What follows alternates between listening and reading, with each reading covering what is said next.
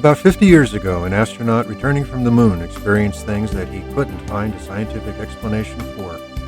So, with some colleagues, he launched a new science focused on the mind and how it works in the body and across space and time. It's the field of Noetics, where the tools of modern science are used to help us understand how what we think and feel affects us and the world around us. Now, this is Dr. Ruth Miller's Noetic Moments from the studios of KXCR Community Radio in Florence, Oregon.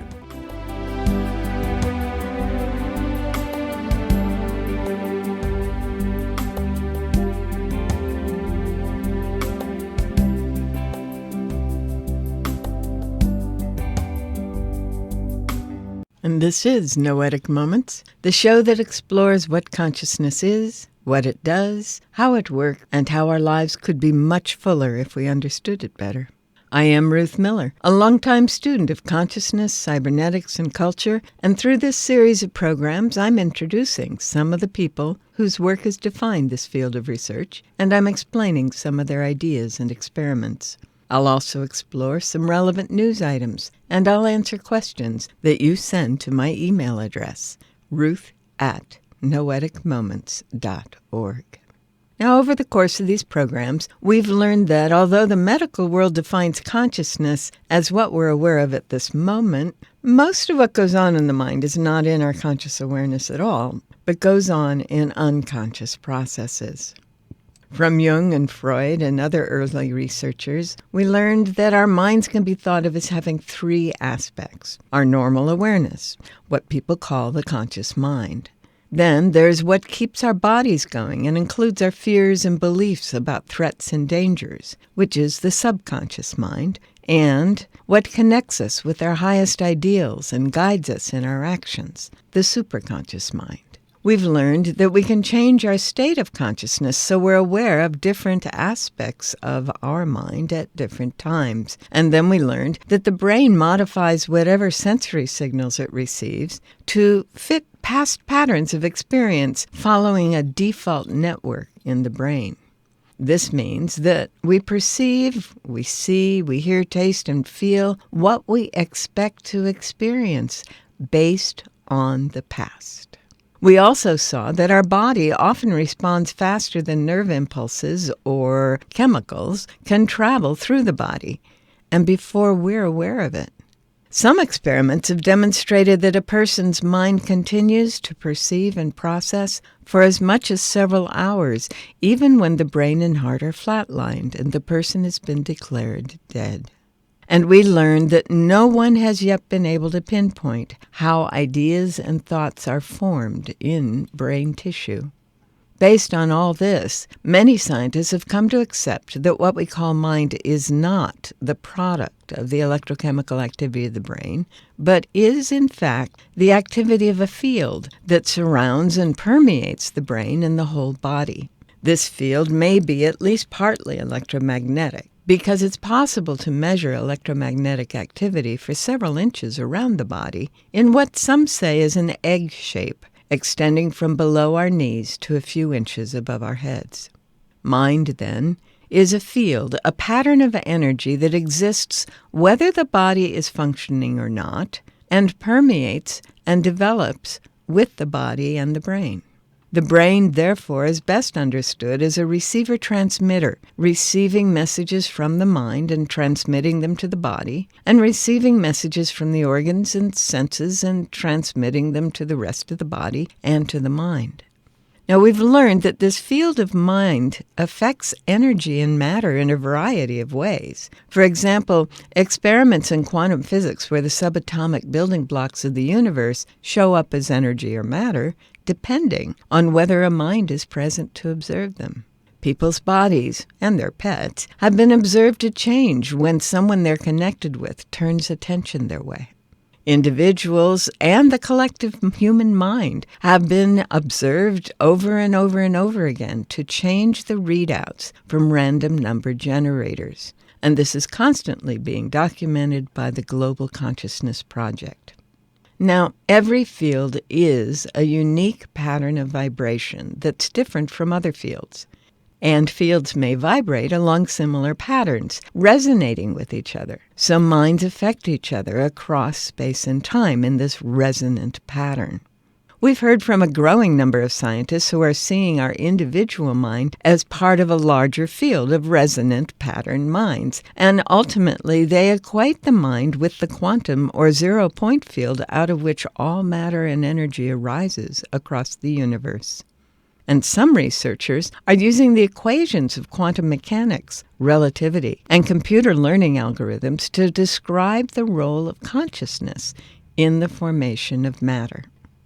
All of these understandings help to explain people's interest in things like the law of attraction, how the world around us mirrors what our consciousness is focusing on, or how we can access information in the quantum or akashic field through insight, intuition, and channeling. How dreams affect the body and consciousness as a field, how music affects the individual brain and body and connects us with other fields of mind. How we can enhance or slow down healing in the body through our thoughts, emotions, and visualizations, and how the belief in a treatment can help a patient experience healing, as in the placebo effect. How remote viewing and telekinesis can work. How we can get into a state of flow in which the mind and the brain are in sync and maximize our effectiveness. And how the two hemispheres of our brain are involved in working out the relationship between the different kinds of information we receive from the world and from our mind. You can catch up on our past shows on our website, www.noeticmoments.org. And Noetic is spelled Noetic. There you'll also find links to the clips, the books, and the authors that I mention on the show. Well, over the years that we've been doing this show, we're almost on 2 years now, we've explored all kinds of work that people have done on understanding how the brain works and how it affects our life and how our mind can relate to the brain in ways that we have not usually been taught in our culture is possible.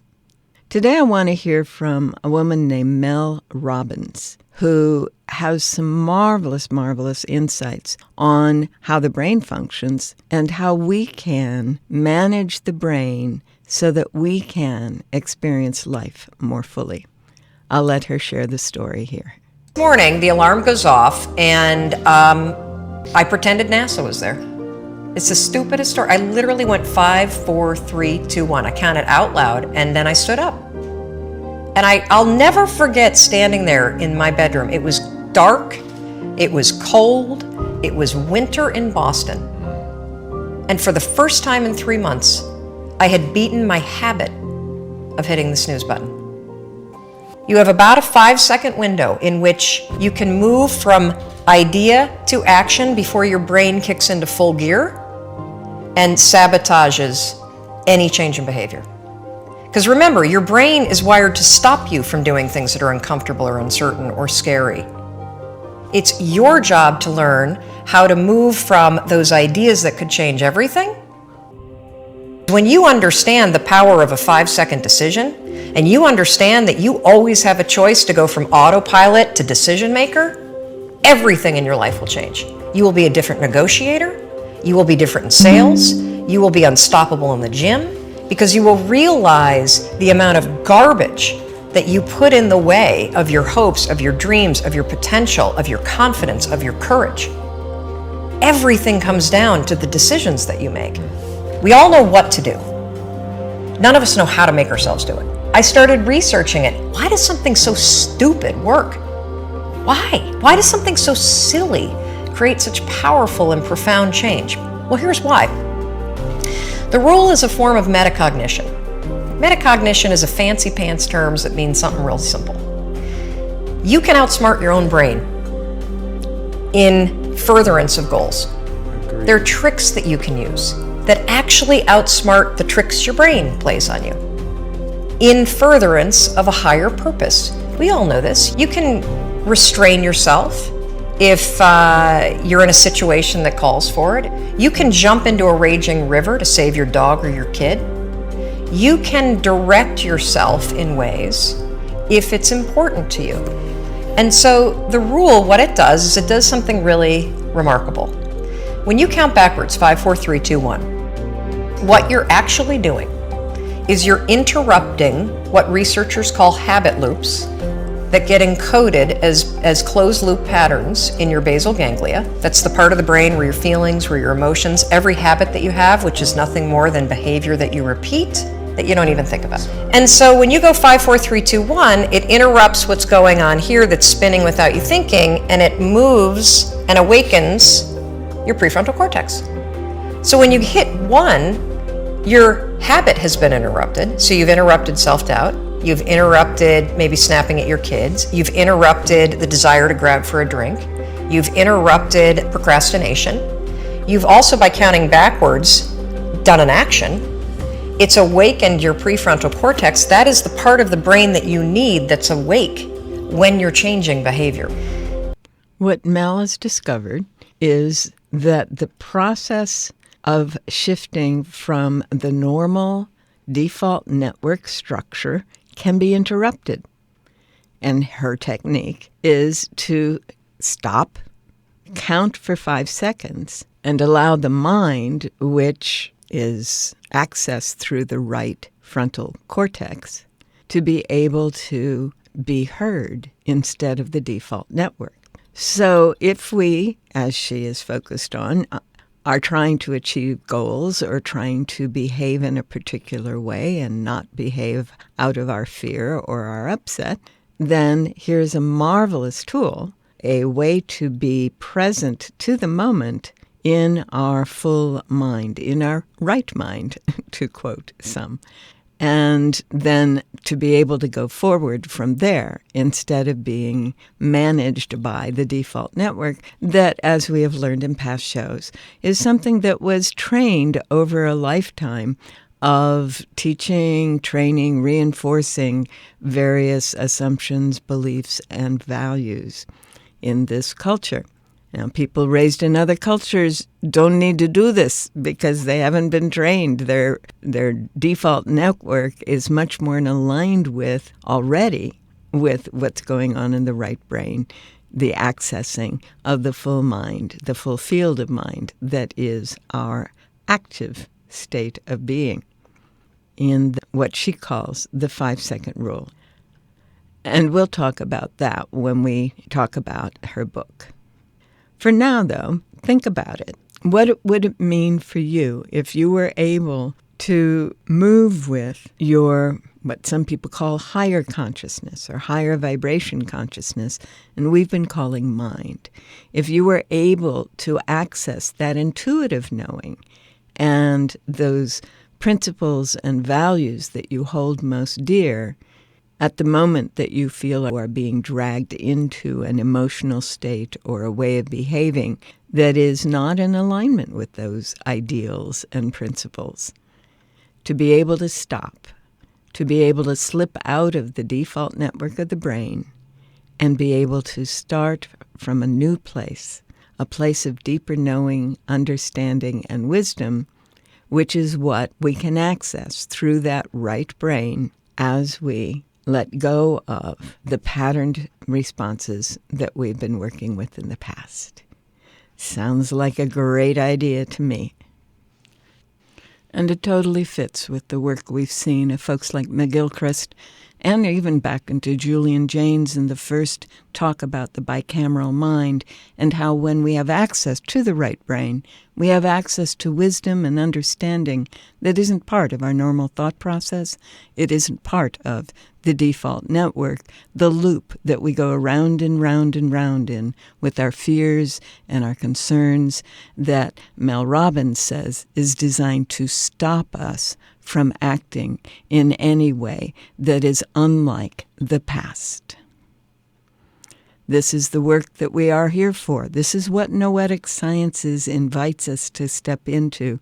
This is what the coming centuries are offering as we move from a life based on fear and control and material substance to a life based on understanding how mind, spirit, and the underlying quantum field substance of the universe all work together. This is what being fully human can be about. And the 5-second rule may be a place to start.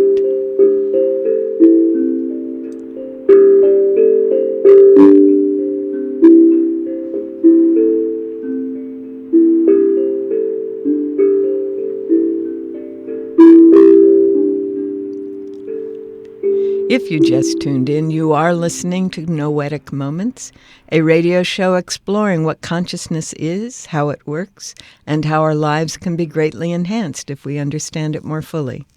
I'm Ruth Miller, your host, and that sound tells me that it's time to look at a book, answer any questions you've emailed to my address, ruth@noeticmoments.org, and maybe take a look at what's going on in the news that can help us understand the role our consciousness plays in our experience.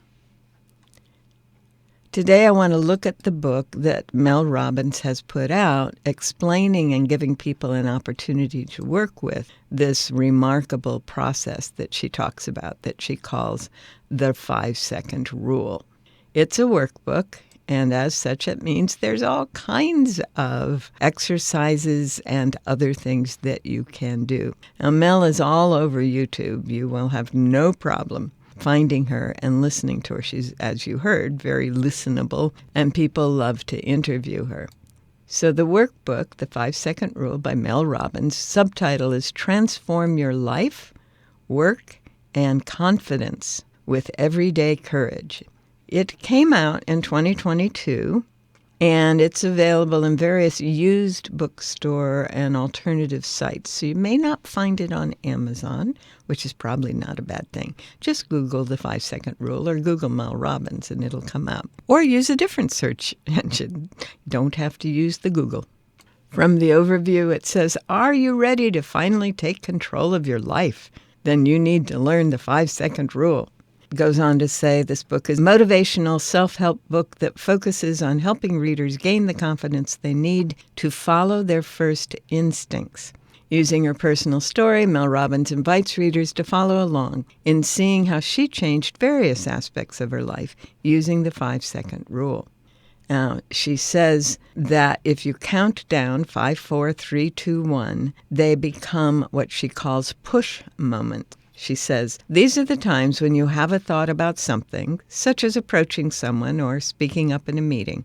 If individuals act rather than think, they'll grow more courage and gain confidence. As individuals begin to use this starting ritual in their everyday lives, they'll begin to see changes in their personal and professional lives. This starting ritual is a way to combat self-doubt and fear by making yourself physically move forward.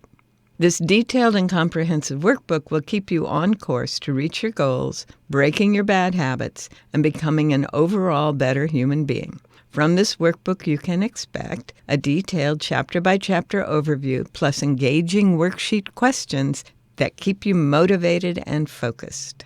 And there are some accesses to YouTube videos and website links, why it works, and so on. So that's the overview of the book. And it's available, as I say, in a variety of alternative sources. Mostly it looks like used book sources, which is interesting. I'm considering that it came out last year.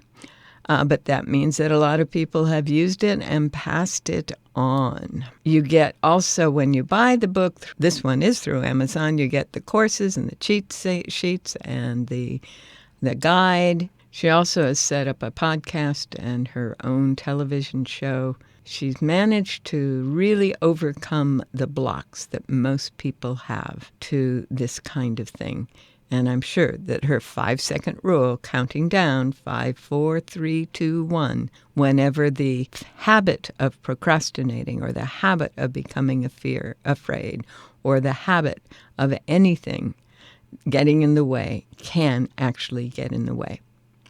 Now, one of the interesting things about how she's approaching this is she is saying not that we're just breaking a habit. She's calling what results from applying these counting backwards, 5 to 1, as the power of courage. And she's calling it everyday courage. Her first chapter in the regular book, not the workbook, is, of course, explaining the rule and why it works. And then the second is the power of courage. It says you'll never feel like it, so use the rule to overcome the tendency in the default network not to feel like it. And then she says courage changes your behavior.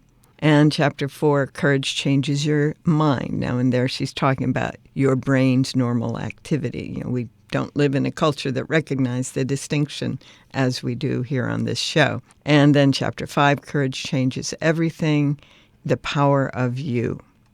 She says, I created the 5-second rule at a time in my life when everything was falling apart. And by everything, I mean everything. My marriage, finances, career, and self-esteem were all in the gutter. My problems seemed so big that it was a struggle each morning just to get out of bed. That's actually how the rule began. And that's where she started in that audio clip. She says, when I used the rule for the very first time 7 years ago, I thought it was silly. Little did I know that I'd invented a powerful metacognition technique that would change absolutely everything about my life, work, and sense of self. What's happened to me since discovering the 5-second rule and the power of 5-second decisions is unbelievable. I not only woke up, I shook up my entire life. And she talks about everything that she has accomplished, which is pretty amazing. Down through the text, she provides all the ways that people might benefit from it, how we can use the rule to help us deal with all kinds of things. She's talking about who else is using the rule and providing inspiring stories of how people are using it, many of which are emails that people have sent to her. And then she says, how can one simple tool work in so many powerful ways? She says, the 5-second rule is only ever working on one thing, you. You have greatness inside of you. Even at your lowest point, greatness is there. And she goes on, using the rule, I've discovered the courage to do things that I'd spent years thinking about and making excuses for. Only through action have I unlocked the power inside of me to become the person that I've always wanted to be. And the confidence that I exhibit is what I call real confidence. I've built real confidence by learning how to honor my instincts with actions so they come to life in the real world. I use the word honor on purpose. That's what you're doing when you use the 5-second rule. You're honoring yourself. You are championing your ideas. And each time you use it, you take one step closer to being the person you are truly meant to be. So that's one part of one chapter in the book, The 5-Second Rule. And as I say, getting the workbook will give you lots of opportunities to practice it in various areas of your life. Great fun with a whole new tool. Okay, we do have a couple more minutes here, so I want to mention that a strange thing happened here in the 3rd or 4th week of October 2023.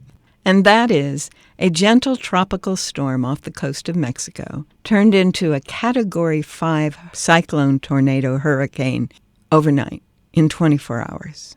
And it hit Acapulco, a major city that was in no way prepared for it, and did a lot of damage.